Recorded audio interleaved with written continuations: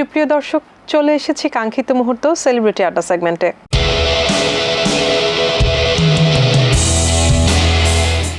সুপ্রিয় দর্শক, প্রতিনিয়ত আমরা চেষ্টা করি সেলিব্রিটি আড্ডা সেগমেন্টে আপনাদেরকে নতুন মুখ এবং পরিচিত মুখের সাথে পরিচয় করিয়ে দিতে। আর আজকেও তার ব্যতিক্রম নয়। আমাদের সাথে আজকে সেটে আছেন বর্তমান সময়ের পরিচিত একটি মুখ। আমাদের সঙ্গে আছেন পুষ্পিতা মিত্র।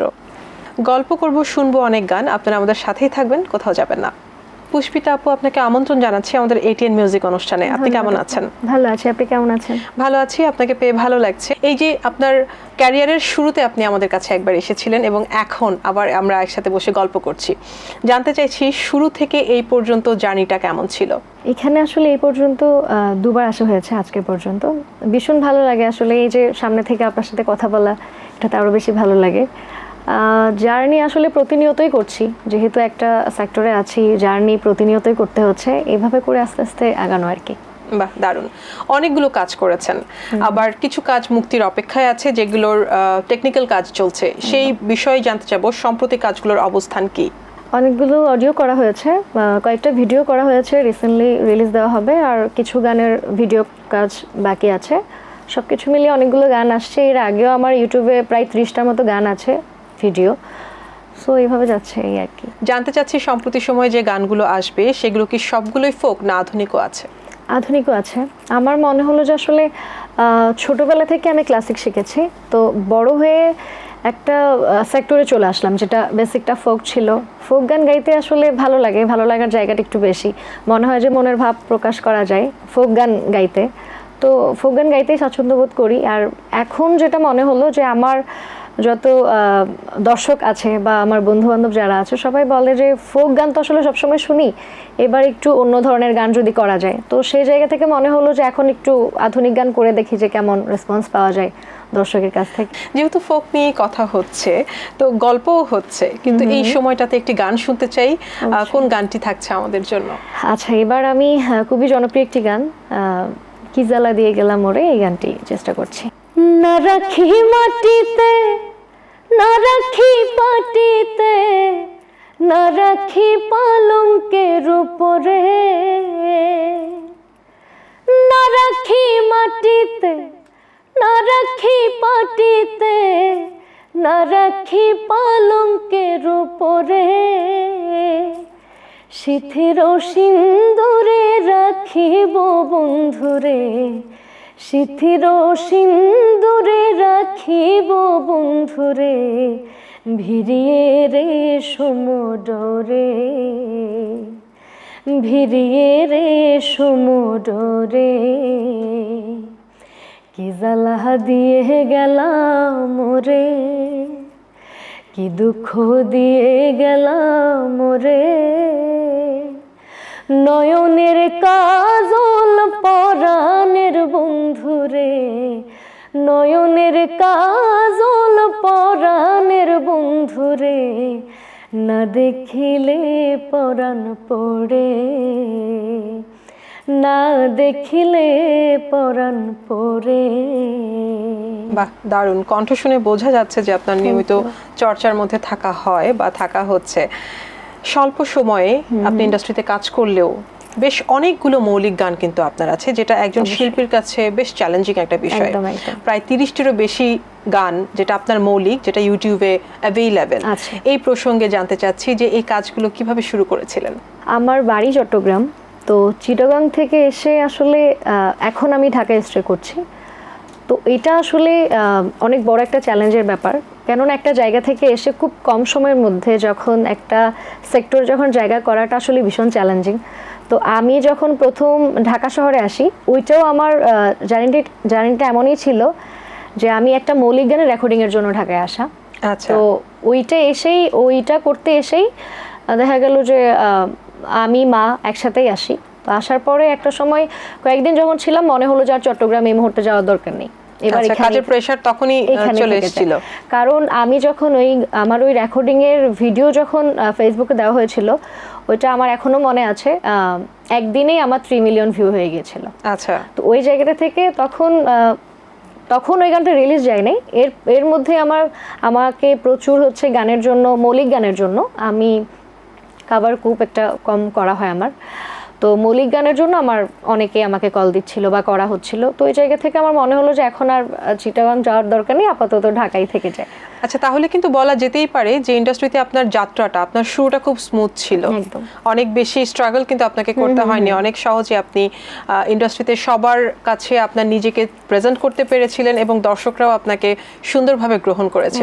যেহেতু আপনি একজন শিল্পী, আপনাকে অবশ্যই স্টেজ করতে হয়, তার কোনো বিকল্প নেই। স্টেজে কোন ধরনের গানের সব থেকে বেশি চাহিদা? একটা শিল্পীর আসলে ভালোবাসার জায়গা যেটা, সেটা আসলে স্টেজই। কারণ আমরা যখন এমনিতে স্টুডিওতে গান করছি, ভিডিও করছি, এগুলো আসলে ইউটিউবে মানুষ দেখে, আমাদেরকে সামনে থেকে দেখছে না। বাট ভালোবাসাটা তখনই বোঝা যায় যে একটা স্টেজে যাচ্ছি, কতটুকু দর্শকের ভালোবাসা পাচ্ছি, এটা আসলে শুধু স্টেজেই বোঝা যায়। বর্তমানে স্টেজে মাঝে মধ্যে যদি আধুনিক গানের রিকোয়েস্ট থাকে তখন করা হয়, এই ছাড়া ফোক গান করার ট্রাই করি, আর এটা দর্শক খুব ভালোভাবে নেয়। দর্শকদের কাছ থেকে ফোক গানের সাড়াটা তাহলে আপনি একটু বেশি পাচ্ছেন।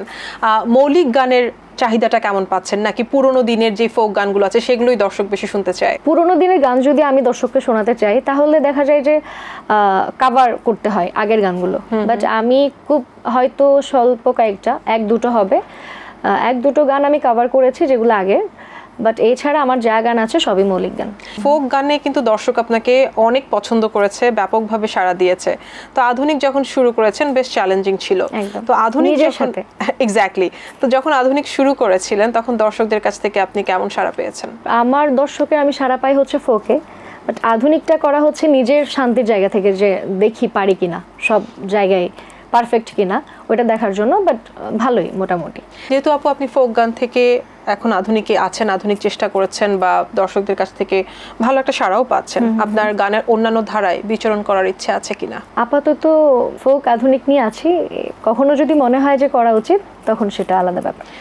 তাহলে গল্পের এই সময়টাতে আপনার কণ্ঠে দুটো লাইন কি শুনবো আধুনিক? একদম। আমি আমার একটি মৌলিক গান করছি, এটা হচ্ছে আমি রিসেন্টলি রিলিজ দিব, সেটা আমি গেয়েছি মাহতিম সাকিব ভাইয়ের সাথে। আচ্ছা, করছি, শুনবো।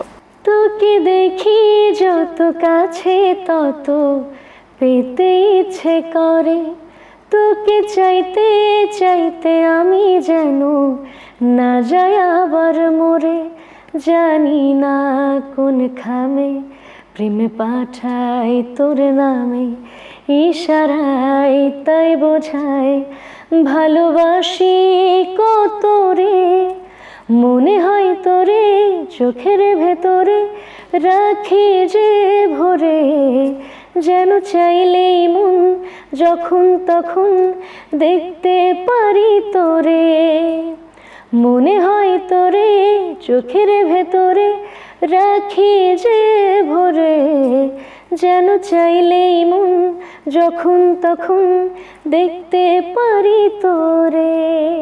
বাহ, চমৎকার কিছু কথা, চমৎকার সুর।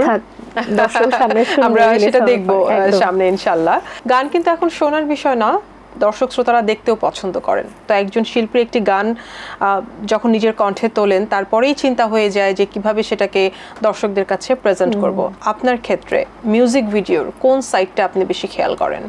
প্রথমত এখন যে ব্যাপারটা হয়েছে রিসেন্টলি, যে মানুষ ভিডিও দেখতে চায়, মানে ভিডিওতে হচ্ছে কেমন কি কোয়ালিটি আছে ওইটাই দেখে, এবং দর্শকরা কিন্তু শিল্পীকেও দেখতে চায়, চিনতে চায় যে আসলে গানটি কে করেছেন।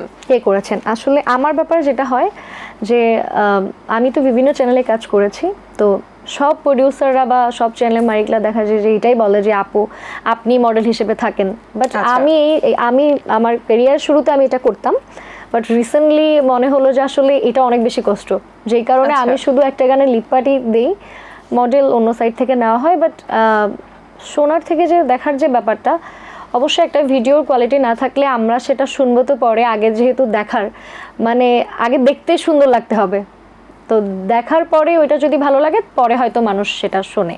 বাট আমার কাছে সবসময় মনে হয় যে অডিওটার দিকে ফোকাস করা একটু বেশি জরুরি। আচ্ছা, এই যে একজন সঙ্গীত শিল্পী কিন্তু এখন নিজেকে পরিচিত করানোর জন্য তার গানগুলোতে নিজেই মডেল হিসেবে থাকতে চায়, আপনি একটু ভিন্নভাবে আমাকে বললেন যে না আপনার কাছে এটা এখন একটু কষ্টকর, কেন?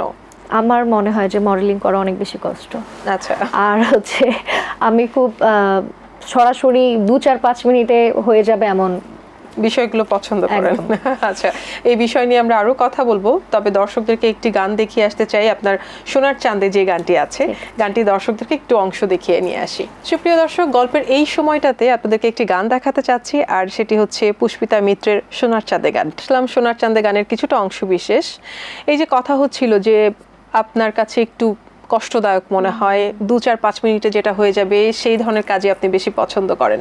এই যে দর্শকরা এখন দেখতে পছন্দ করে, কিন্তু গান কিন্তু মূলত শোনার বিষয়। অনেক শিল্পী আছেন আপনার মতো যারা ক্যামেরার সামনে আসতে চান না, তারা শুধুমাত্র তাদের কণ্ঠকে পরিচিত করতে চান, এমন অনেকেই আছে। আপনার কাছে কি কখনো মনে হয়েছে যে এতে করে প্রকৃত শিল্পী যারা আছেন অনেকে হারিয়ে যাচ্ছেন, আবার অনেকের আছে বাজেট স্বল্পতার কারণে দর্শকদের কাছে সেটাকে প্রেজেন্ট করতে পারছেন না, তার হয়তো বা চমৎকার একটি গান আছে, সেটাকে আপনার কাছে কি মনে হয়? আছে, অনেকে আসলে ক্যামেরার সামনে অনেকে স্বাচ্ছন্দ্য বোধ করে না। ওই যে বললাম, আমি আসলে আগে যখন আমি ক্যারিয়ার আসে আমি মডেলিং করতাম, বাট এখন আমার মধ্যে সেটা নেই। ওইভাবে করে আসলে দেখা যায় যে একটা গানে আপনার মিলিয়ন মিলিয়ন ভিউজ হচ্ছে, কিন্তু সেটা কে গেয়েছে আমরা আসলে এত কিছু বিস্তারিত আমরা খুঁজতে যাই না, যে কারণে দেখা যায় যে এই গানটা কার বা কি সেটা আমরা প্রাধান্য দিই না। আমরা ভিডিওতে যে মডেলিং করছে যারা আছে আমরা ওদেরকে বেশি প্রাধান্য দিই, ওদেরকে আমরা চিনি।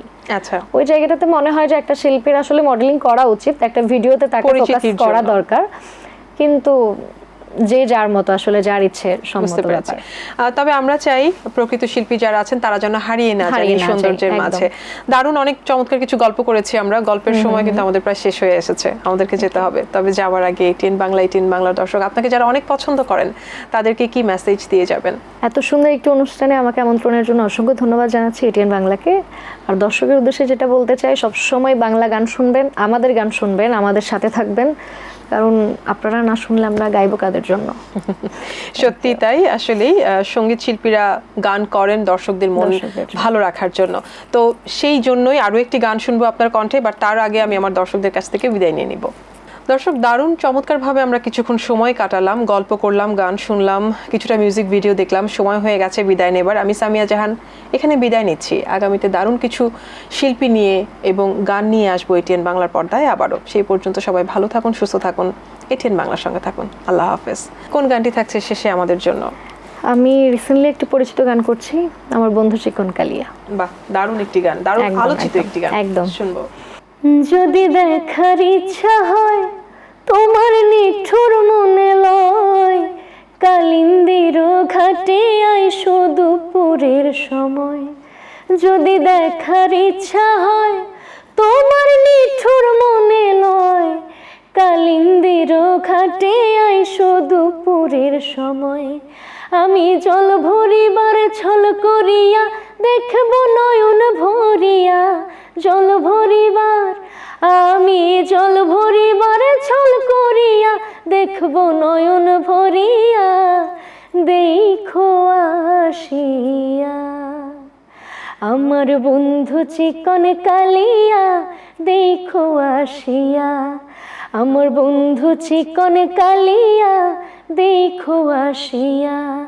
আমি কেমন আছি পরের ঘরে তোমার পাশরিয়া, কেমন আছি আমি, কেমন আছি পরের ঘরে তোমার পাশরিয়া, দেখো আসিয়া আমার বন্ধু চিকন কালিয়া, দেখো আসিয়া।